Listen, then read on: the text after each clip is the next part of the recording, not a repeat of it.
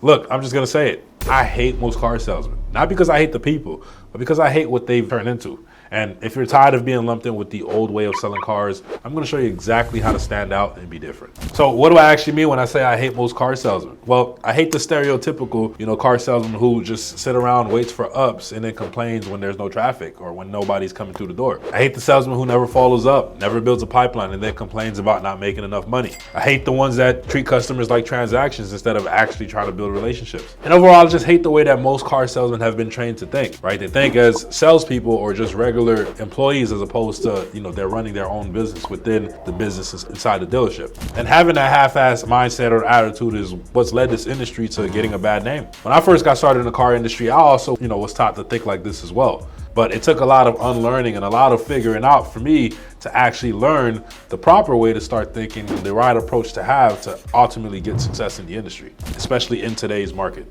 That old mindset is exactly why most car salesmen are stuck or, having the same month over and over again and can't seem to really figure out how to grow. Customers have changed. They do their research before coming into the dealership. They typically start the buying process online. So they're not just coming in just looking to buy from, anyone or Joe Schmo that's on the lot just waiting for them for the last 2 hours anymore, right? They now want to buy from people that they know and trust. And the reason why the new guys that come into the industry that follow the old ways typically don't have success is because they are relying on things that they can't control, like walk-ins, BDC or the service or whatever the case may be, as opposed to the things that you actually can. And this is something that's only becoming more relevant and exposed as time goes on. Most veterans are starting to see their numbers either stay the same or actually drop down. And that's because the old strategies and methods that typically worked back then, if you're still doing those exact same things, right, as the environment or the market is shifting, then obviously you can expect for your numbers to go down. So these old strategies are no longer as efficient or as producing as they once were. So if you don't want to be that kind of salesman, how do you actually stand out and be different? Well, here are some core principles that you can follow. First, you have to build your own pipeline and not solely be dependent on the dealership for leads, traffic, and opportunities. Why? Because if you can do that, then you're going to be able to focus more so on the things that you actually can control and influence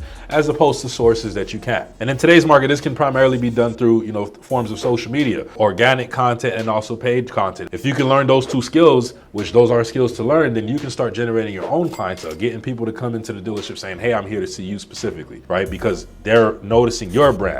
They're noticing your face and they're more interested in doing business with you as opposed to the dealership that you work at or just where you work in general. Second, you have to treat this like a business, not a job.